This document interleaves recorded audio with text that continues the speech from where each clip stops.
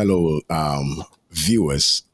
Good afternoon to you all, brothers and sisters listening to us in the United States, in the UK, and then in Ghana or West Africa, Nigeria. It is good evening. I know it's 8 p.m. right now. But in today's program, Political Affairs, we are going to be discussing some few things, and then we are blessed to have one of our big brothers, Dr. Ahin, who's going to be on the show with us. But let me just read. In our political affairs program today, we are examining the economic situations in Ghana as part of measures to overturn the dire economic conditions in the country.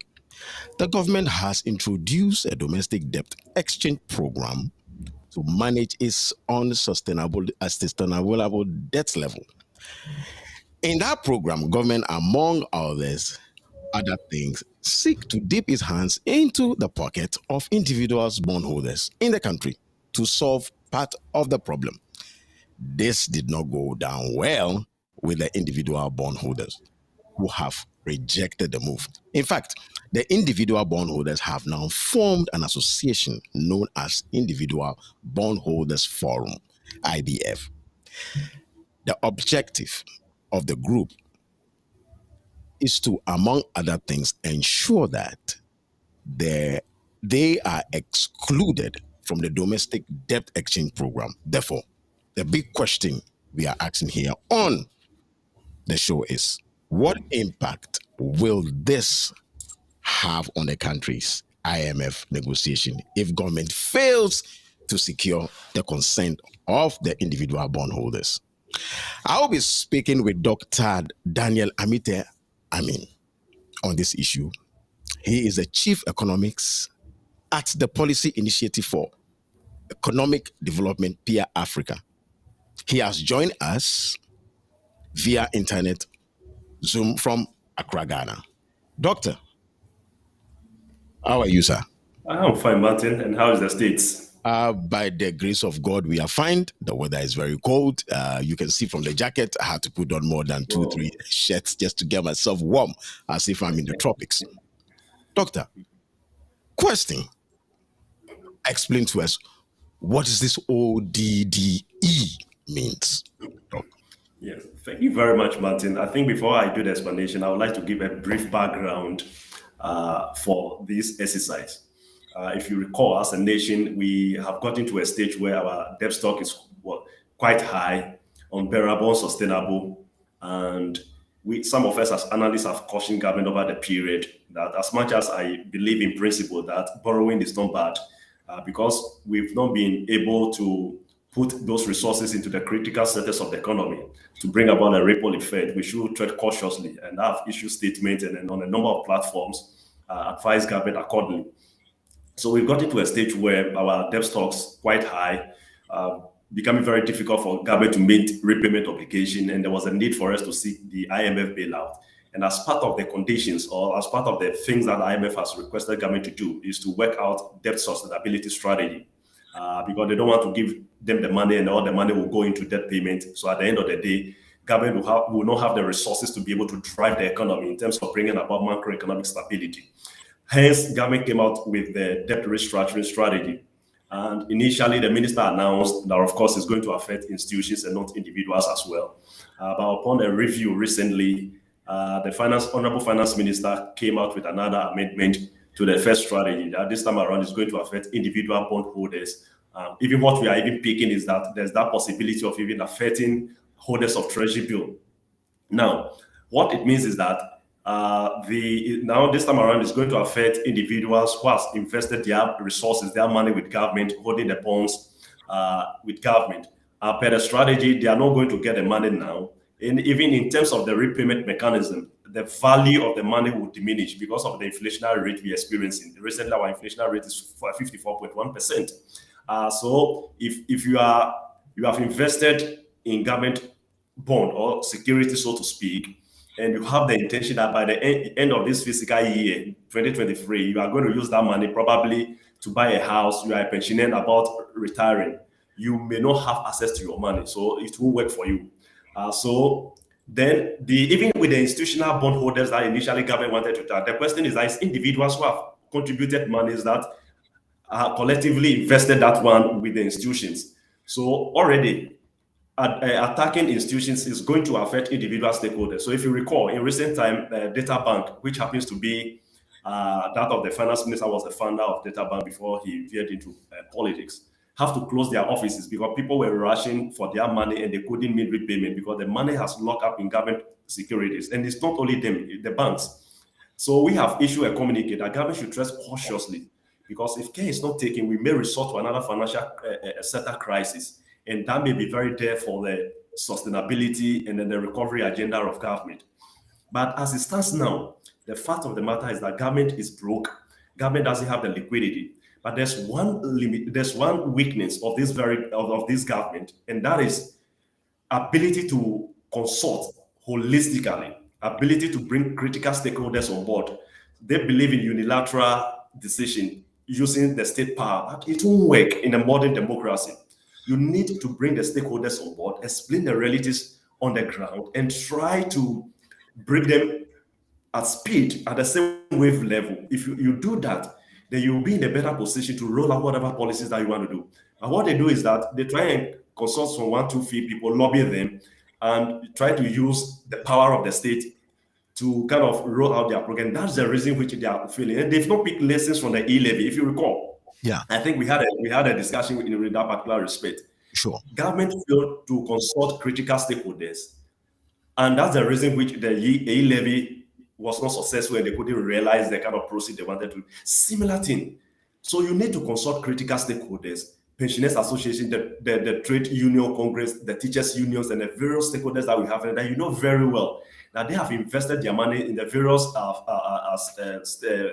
fund management firms. So you need to engage them and tell them these are the realities. This is what we are proposing. Then they will tell you the number of people that will be retiring very soon. When you have that data, then you design the policy. That the policy will not be a universal policy, but it will be a hybrid.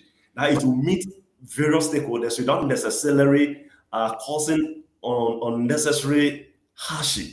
Okay, Right. but what the government did was to announce one day that look, he's unable to pay, take it or leave it. And so to me, that is not very good as a strategy to be able to achieve this kind of policy. So this is exactly what is happening on the ground. And rightly so, if government fails to realize this particular strategy, that may affect the line of negotiation with the fund. Right. Because it is as a result of the fund that government have to ensure that they come out with a policy that will ensure debt sustainability. Okay. Let's water it down to the IBF. I'm trying to figure out government's strategy. Before government came out with this policy, we didn't have a group called IBF. Who were the stakeholders that government had to seek counsel from before trying to dip their hands into what the IBF is now trying to oppose? Look, the first thing to do is that government, the first thing is to engage the actors in the market. So I'm referring to the fund management firms, the banks that sell government treasury bill on behalf of government. First, you must engage them and tell them that, look, we have gotten to a stage and this is what we're going to do. Furnish it with data and do a thorough analysis of people who have purchased government bond. Okay, so they'll be able to know that we have 20% of people who belongs to the pensioners, people will be retiring soon. ABCD are from teachers union, from the medical union, ABC. So once you have that knowledge, you need to engage the critical stakeholders. So for instance, you must engage Ghana Medical Association, you must engage NAT and NAGRAT, etc. You need to engage the Pensioners Association and even individual heavyweight stakeholders. We have some certain people that by nature of their financial resource have the financial muscle to, and then they've purchased so much. So you engage them at that level. You may have your agenda. Sorry for the feedback where I see a jet just, I'm from the airport. Okay. Right. So you need to engage them and then be frank with them that, look, these are the realities on the ground. What did we do? Once you involve them in the process, at the end of the day, they will not be backing like what they're doing. And that is what government has failed to do. Okay, and this is very characteristic of this government. It's like, apart from the ill, almost all their policies, the failure to engage stakeholders. So what they do is that when people respond aggressively to their strategy, then they try to see how best they can. And that has not been working. So that is what was expected of the finance ministry, and for that matter, honorable finance minister to do. Engage the critical stakeholders, explain the realities on the ground with them, and collectively come up with a strategy. It doesn't mean that they will agree with whatever you do, but as you engage them and explain the realities on the ground with them, you are able to convince them. So communication is very, very key. And my view, respectfully, the honorable finance minister and his team has failed to do that. And that's the reason which this group, because it is better to fight as a group rather than as individuals. I had an opportunity of sharing a platform with the, I think, Ghana Traders Union and some other, then I have even appealed to their conscience that they should find a way of, coming to terms with government in a manner that will ensure that we do not sacrifice what we're seeking from IMF, for which the gentleman on the platform said he agreed perfectly with me, but it seems or it appears that government is taking a unilateral decision. That is their problem. So I'm of the view that it is not too late. Government should quickly apologize to the various stakeholders and find a way of engaging them and come to terms immediately. From what we are reading in the newspapers and also in the media, Ghana Web, etc., and it looks like government is pushed to the wall. Government is frustrated, so therefore he had to look for an immediate alternative. Can we say that the decisions or the policy that the government is trying to implement now is as a result of an unseen hand, or maybe IMF pushing them into such a corner to make such a decision? Yes, certainly so. I also believe in that particular sentiment or perception. Why am I saying so? Right. When we're engaging IMF, even though we're not finished with a lot of information, but one of the things that emerged strongly has to do with debt sustainability and how do you sustain your debt. So quickly, if you recall, government came out with a signal by freezing employment into the public sector and also increases in remuneration for the public sector. So immediately they started asking for COLA, a certain rate, and then even in recent time they're asking for salary increment because of the signals that they're picking. So I believe strongly that as part of our debt sustainability strategy and IMF telling them that, look, you got to do this one to be able to assess the fund, and that's the reason which government is aggressively, because according to government, they presented a strategy, so to speak, to IMF, for which IMF okayed that strategy. So as part of that strategy, it's about debt restructuring. I even saw this thing and I came out with a communique, a press release, that even though initially the finance minister was a little bit diplomatic with the situation, I'm of the view that this debt restructuring is going to affect individuals at the end of the day. And this is where we are. So to answer you in a very simplistic manner, there is indeed an invisible hand pushing government that you got to do this in order to get what you are looking for. And that's the reason which government it appears it has no option than to pursue. But in doing that, they also failed to do the needful by engaging critical stakeholders in our development equation, and so to speak, people who are holding government bonds, etc. And once you fail to do that, of course, the good book says, where your treasure is, that is where your heart is. Also, of course, people don't want to. Money is in our local palace. They'll tell you money is blood, so to speak, it's life. So, and that's the reason all of us we are very concerned about the situation. And then the president himself came out with a slogan, Zika MPD. It's becoming a slogan here in the United States. Yesterday, I was talking to a friend of mine whose father is a teacher. Most of our brothers and sisters who are in the diaspora, Ghanaians who have relocated into the diaspora, have their parents, some of them as teachers, some of them as farmers, some of them, etc., etc. And it looks like they have worked hard, they have focused their attention on their pensions, etc., etc. But does it mean that the decisions that government is taking right now, it's going to affect their pension too? Certainly so. I had an opportunity that Friday of engaging some of the pensioners, and then if you see the frustration, because it doesn't make sense. They've worked very hard, as you said, rightly so. Work hard as a teacher. The income levels in this part of our world.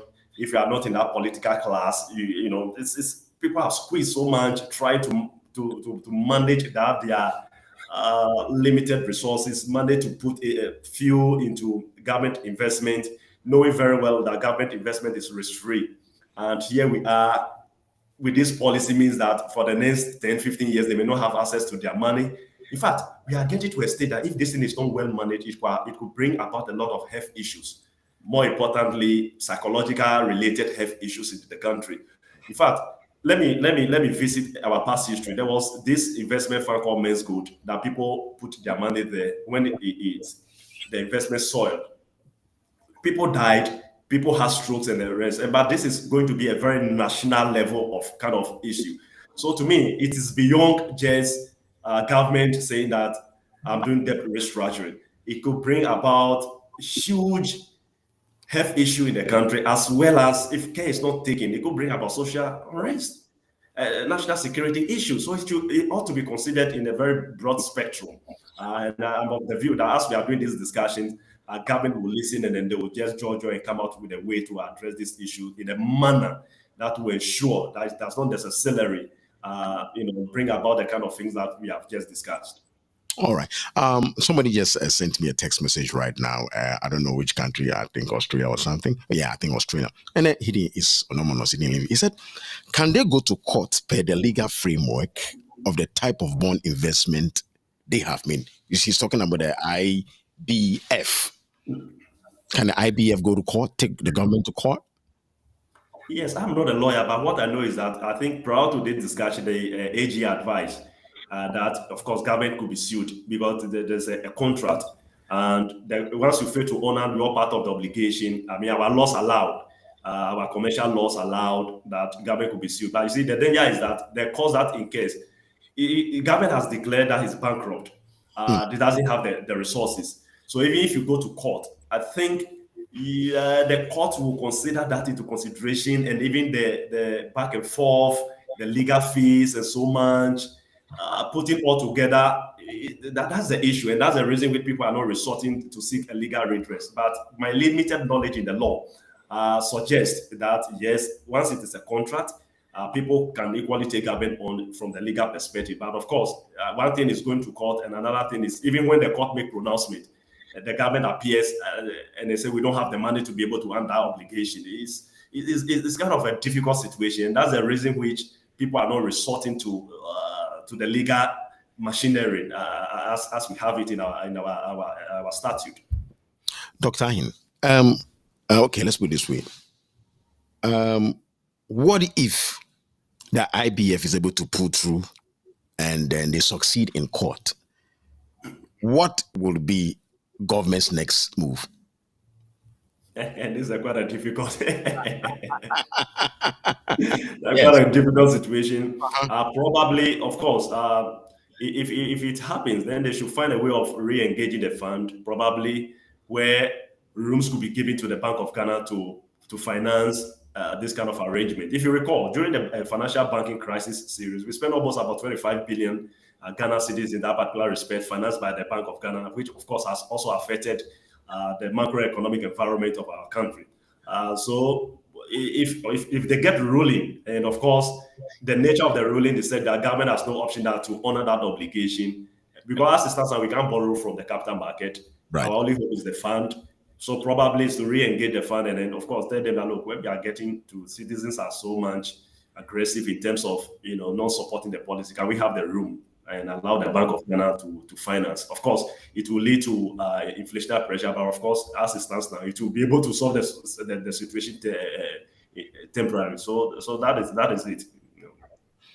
All right. Now, Ghana government wants some money. People are saying $6 billion, right? It's all about what IMF is saying, right? IMF is putting a kind of hand on us. What level of impact will this depend on IBF? I think let me rephrase the question. Now there's negotiation going on between Ghana government and IMF, and then IMF proves through. Now, is that going to affect the negotiation between IMF and Ghana government? Because The Ghana government is very desperate. They are broke. He said it, the president himself said it. We are in crisis. We are broke. Now, what would they do? Would IMF just leave us to our fate, or what do you think? As a doctor, I am not privy to the level of engagement with the fund in terms of the negotiation mechanism. But in fact, uh, what I know is that when you are going to this kind of time, you must have plan B. And if the government of Ghana is having plan B, then they have to engage the fund. Even if they don't have, but this is the time to engage the fund behind the scene. Now look, everything backfired. We need to re-engage quickly and find a way where we can be at par in terms of our demands and what we're also looking out for, and demonstrate an alternative approach to debt sustainability. And if it appeals to the conscience of the fund, that is the best alternative. Of course, about the view that the fund may honor that obligation. So if they don't have plan B, this is the time they should start thinking about plan B. So it's a very good question that you've asked, and I hope managers of the economy, if they are watching, they must pick a clue from it and put plan B together to then start engaging the fund on the what if situation. investment confidence, both local and foreign. What can you say? It's going to diminish. Let me put the phrase big time. Is it? Because of what I do and information coming from the informal sector, people are losing hope. They said that look, government security is the safest, as the finance people will tell them. Now it appears that is not so. A lot of issues. So I have even stated this way before this thing has actually happened. Unfortunately, I don't have the press release here. Look, I have indicated that if care is not taken, investors' confidence, both local and then international, could diminish. And if we get to that stage, it will affect government's ability to be able to borrow money from the public for onward development. Not only the government, even the financial sector. It will affect the financial sector's ability to mobilize money from the public because nobody will be willing. We'll resort to the traditional way of maybe saving money under our bed, etc., etc. Or people will resort, instead of investing in bonds and other government securities, probably owning some immovable property asset in that particular respect, and that may affect the performance of the economy as a whole. So we are on a very difficult paths, and I think managers of the economy have to weigh the options very well and do the analysis critically to ensure that we come up with the best approach, a best solution to ensure that investors' confidence, both local and international, will not diminish. Because if we get to that stage, it could affect the overall growth of the economy. So, okay, back to the managers. So, what should the managers do right now? What should they do right now? Because right now it looks like we are going down the drain. It's not like it's going to be, it's already. We are already down there. What should the managers of the economic start doing to rebuild investment confidence? What should they be doing right now? The first thing has to do with the communication mechanism. And then, in fact, the first thing, before even the communication, as we indicated earlier, they ought to engage the stakeholders and ensure that they bring the stakeholders on board. Once Ghana Medical Association somehow in line with government, once NAT is in line with government and others, it gives that kind of confidence. Okay, so what you do is that you tell them, you engage them, tell them, oh, look, we err from the beginning, right? But we are at the point where if this thing is not done, we may sink into an oblivion. And when we get there, all of us will think things will not be that good for the economy and the future ahead. So once we are able to get some of these critical stakeholders on board, they will be in a better position to speak to their members. Okay, and communication is very important. So at this stage, as a government, your posture, your demeanor is very important. You don't try to say that you have a sovereign power, and the way you communicate to the people, you appeal to the conscience of Ghanaians. So now you need to play a lot of psychological game, because as in terms of strategy, in terms of whatever, we are tight. So you need to play a lot of psychological game on the people. So if you get to a level where everybody says, oh, okay, we know you people didn't do well, we are at this stage. Of course, government is willing to solve the situation, let's all align. If you are able to get to that stage, then of course, with the kind of policies, even though it will affect the people, everybody will align, and that will help you to be able to bring the economy back to its expected stage. No, you were talking about psychological game. I think the president had played so many psychological game, but it is not working. Number one, our attitude. The president started talking about our attitude is because of our lifestyle, our attitude. That's where we are. It's also psychological, but it has never helped. Do you know why it has not worked? No. One thing is saying another thing, and one thing demonstrating the commitment that as government machinery is willing equally to sacrifice. So you appeal to Ghanaians that we are in difficult situation, people to sacrifice, and tomorrow government is spending money on something that will not endure to the overall benefit of the country. We will not take you serious. So that's the challenge that we had now. They are saying we should sacrifice, but on a daily basis, they are buying new land cruisers. That is unnecessary. We see them, we live with them in the same community. We have seen the lifestyle of political stakeholders and the people who are in government. And so they are, by virtue of their lifestyle, they are not demonstrating to Ghanaians that they are willing to do the sacrifice. And so it is not just communicating that, but it's a matter of also demonstrating commitment from the executives that they are ready to equally sacrifice. So let's all sacrifice. We are not seeing that from government, and that has been the challenge, the gap. All right. Two questions are coming. There's a third one also coming from South Africa. I'll take the South Africa one first, and then I'll look at these two one. The South Africa one says that it's called Ghana Newsroom GH, watching from South Africa. Ask the economics, how did we get here? Number one, because of the reckless borrowing. Okay. And the number two, the resources that came were not invested in the critical sectors of the economy to bring about a ripple effect. Of course, government has a lot of ambitious programs. We have so many programs, uncoordinated, unregulated. So the government is trying to do so many things at a time just to appease the citizens. Lack of focus. We were not able to focus on critical areas of the economy that will bring about the ripple effect. We've not done so much investment into the agri sector where we can add value. Okay, so let me be a little bit practical here. 1D1F is a very good initiative. I have indicated that yes, 1D1F is very good, but to start with, the institutions, the companies that we have on ground that ought to be supported to increase their productive capacity, like cocoa processing company. Right. State money should be invested into that one to be able to process more rather than selling the beans, the cocoa beans, selling it in its raw state. We have other institutions that ought to be supported to add value to produce on the agri sector. We couldn't do much. Even the planting for food and job, which was a good policy and sustained as during the peak of the COVID. No grain silos were constructed. So bumper harvest, no post-harvest technology to preserve them. These are some of the investment that could bring about the ripple effect that we failed to do.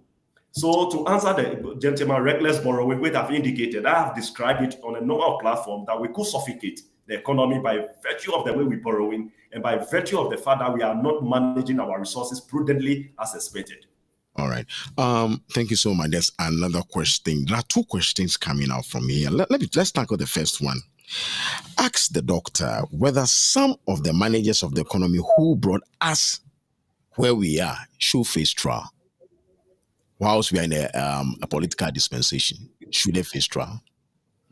I'm not a lawyer, but there again, my understanding of our legal system is that unless we can prove that there has been an act of corruption, because our laws front on corruption, financial malfeasance, money laundering, etc. So, and that's the reason which we even have Office of the Special Prosecutor. So if we can demonstrate that Officer ABCD that has been put in place has used his office for his personal advantage, right, and that's the reason which we are not doing very well, he could be prosecuted. But in terms of not getting the policy right, it's difficult to be able to prosecute somebody because he didn't get his policies right. But if we can prove that deliberately that wrong policy was put in place for the benefit of that person, then the issue of causing financial loss to the state will pursue the person. So we have the laws in terms of causing financial loss to the state. That is a willful causing financial loss to the state can pursue the person. Right. And also corruption. If you benefited from the system or you created a system for your personal benefit at the detriment of the citizens, right, then of course the criminal justice system can pursue them. Okay, we'll be coming back to this one, but there is another one, interesting one coming up over here. It's talking about what do you make of the gold for oil deal? Will this change the situation? The gold for oil deal, will OPEC allow us to trade with them with gold instead of dollars? Because OPEC, whatever OPEC says is fine, but Ghana is insisting that we will use gold instead of dollars. What do you say about that? Excuse me. When this policy cropped up, I had an opportunity of talking to the media, and I indicated that on paper it appears to be a good policy, but it ought to be done very well, so that we don't deplete our good reserves by virtue of the fact that we are just giving. Because politicians are very funny. Once they realize that we have the good reserve and we are using this, they say this. So whatever resources that comes in, it will be veered into other perspective. But then again, you raise a very important question whether or not OPEC will be able to allow that. So that boils down on negotiation.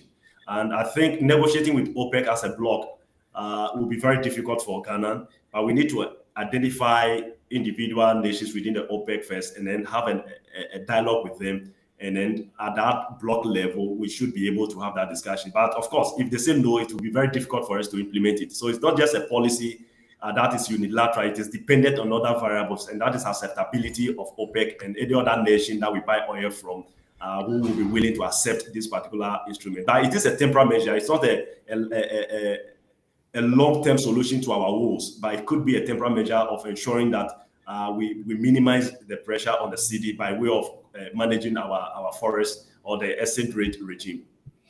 All right. I'm going to come down to the the ordinary level personnel who's listening to us. Most of the time, we've trusted our government, we've trusted our elected officials to make decisions, right? And for example, with what is going on there, IBF, economic, etc., people who are taking this decision and saying that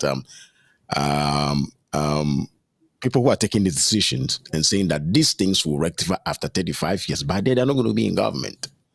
So it's like, let's just pass the law. Other administration will come and take care of it. What do you say about that? Is there a deliberate? Yes, Let us mess up, and somebody else will come and take care of it. Where it goes to the democratic rules. What do you think about that? I'm sorry, I'm pushing you to the. I think that's most of Africa. That's been our problem. Administration comes, they mess up. Don't worry, cry. What do you think about it? You are perfectly right. Per our democratic tenets and what we seek to practice as Ghanaians, it appears that we expect our political leadership to roll out policies that will inure to the benefit of the citizens. In fact, in our constitution, we even have that one, that the role of government is to ensure that they manage the economy in a manner that will improve the welfare of the citizens across board. But it appears that they have their own political agenda, and let's create the mess. Of course, after 8 years, we are out of power. These people will come and suffer because of the mess. They will not be able to perform well. Ghanaians will be angry with them. They'll get them out of power. We come again, and then so it appears that this is what is happening on the continent. And we at Policy Initiative for Economic Development Africa, we have even started a series that the Africa we want, the Agenda 2023. Right. The agenda is to ensure that bring the awareness so that almost everybody will be aware and see how we can drive this agenda, how we can take political actors on to ensure that, yes, this is what they have planned to benefit from the system. But once we mount that pressure on them, they should be able to minimize this kind of strategy. It is quite unfortunate, Right. but that's the line of kind of, let me put in the code, strategy that political actors are using. Is quite unfortunate. So now, if you say you are going to politics, right now, if I announce I'm going to politics, everybody says, I want to join them to go and make money at the detriment. And it's a very bad thing. I believe strongly in Ghana, the resources that we command as a nation, Right. and our both natural and human resource. If the political system we have, if politicians should be very sincere and work very hard, we should be able to come out of our poverty and all this kind of mess that we have. But I agree with you perfectly. That is exactly what is happening. Oh, doctor, you have exhausted all the time. The text messages are coming. They want me to bombard you with some of the questions. I have to just sieve them because I don't want any FBI. What was it? Any BN9 guy And yeah, NIB to come and pick me. watching over your words. So some of the questions I had to just hold a break on it. Someone was saying that the economic management should it be scrapped. What is your view on that? In fact, we have said it over and over. Right. And one of the minuses I have for His Excellency the President Nana Akufo-Addo is his inability to kind of reshuffle and kind of bring new people on board, realign his economic management team. It appears that he has failed in that particular respectfully. And so I agree. We have even called for that they need to inject more new brains, because knowing the MPP very well, especially with what President Kufuor has done and the caliber of people he brought on board at the time that the economy was at high peak and moving the economy to a certain level, one would have expected that the men that Nanado is using now, they are equally good people within their party. We are not even calling that you should bring people from NDC or the neutral people like us, but I know there are good people within their party that could be used. I don't know why His Excellency is not doing so. So they have to answer the question in a very simple manner. Yes, it ought to be scrapped. We have called for that repeatedly. Doctor, in fact, looking at the text messages, I don't want to proceed further because I want to have you on the show again next week.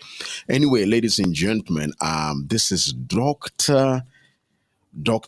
Daniel Amite Amin. On this issue, he is the chief economist at the Policy Initiative for Economic Development, PN Africa. And we've all heard it for ourselves. He's come to educate us, and let us all keep our fingers crossed. Let's pray for the government. We shouldn't desire that he should fail.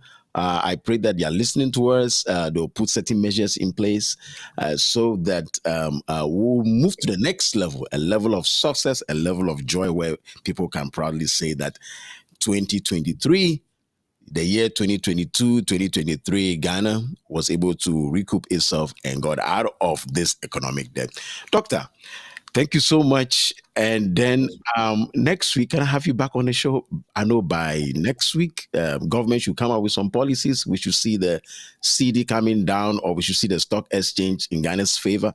Or what do you think? What do you say? Next week, can you predict? Next week, certainly so. Certainly so. We hoping, and we are, just like you said, we equally praying for the nation. Yeah. Nobody is asking, praying that we should go down the drain, because it's going to affect almost all of us. As we stand now, businesses are not doing too well because we are also feeling the pitch of what is happening. So we praying for government, we praying for the system, we praying, and then that investors and then the IMF will understand the system and the situation. But equally so, we are asking government to do what is needful and the right thing. And I believe strongly, definitely next week, God willing, I will be available for further discussion. Yeah, honestly, the last text message is still coming from South Africa. If I don't say this one, and the gentleman, I don't understand. He say, should they scrap their free HAS or something? I said free SHS. Yes, that's what he's saying. It ought to be reviewed. Right. I even indicated I was the first person who have written a piece. You go to the graphic online of free SHS. Key, a good policy, but quality is key. If you Google right now, it pops up. And I indicated that it's a very good policy, right, but it ought to be managed, very well to ensure not to compromise policy. And then subsequently, I indicated that we could focus on the needy students by way of giving them the scholarship, because we have so many people who can afford, so that the government could minimize the kind of expenditure. So I agree, scrapping it entirely may not be too good because of where we have got it to, and then of course income level, but adjusting that kind of strategy by ensuring that the needy students are giving scholarships, and those who could afford were allowed to pay, and that would be better. But as it stands now, I think where we are heading towards, we may get to that stage. All right. Thank you so much, viewers, and thank you, Doctor, for spending time with us. Doctor, I think I saw a flyer of yours, and it looks like you'll be having a program on the 31st of January, right? You'll be having a seminar. I will give you some few minutes to talk about that seminar, and then where most of us all over the world would like to listen to you speak. If you can give us a little tidbits on that, Yeah, thank you for the opportunity. We having the Africa We Want series. This time around, we are looking at Agenda 2026, the role of political leadership. It appears, in fact, we have taken lessons from Ghana, where I'm coming from, that we had a Vichy 2020 when I was a young boy. And it appears that we have time. We got to Vichy 2020, we couldn't even actualize anything. Mhm. We have Vichy 2026 as our Africa Union. But it appears we are not doing anything around it. So as Peer Africa, we want to ignite conversations around that area, ensuring that every African on the continent, both in diaspora, come on board. Let's discuss it, let's profess solutions, and let's ensure that we intensify that fire. So at the end of the day, we achieve that growth that is expected of the continent. So 31st January is going to be 1 hour program, Twitter space, online, of course, and we want people to be able to engage. So I will use your good office and your good platform. Right. I will give you the link so that you also blast it from your end, so that as many people in the diaspora can join and contribute to the cause. Right. We are here for everybody, and then we'll do everything everything possible to promote this particular conference on 31st. And viewers, you've heard it all. That is Doctor. Let's dialogue. Let's pray for the country. Those who are the technicians, those who are really groomed into governance, should step onto the plate and then do what they have to do. I congratulate the IBF for coming together, forming a union, and putting that pressure on government. Ladies and gentlemen, Doctor, thank you so much. And then next week, I know next week you're going to get some good news for me, and then you'll be on this program. Ladies and gentlemen, this is Political Affairs, and the program has come to an end. Doctor, thank you so much. I'll call you behind the curtain.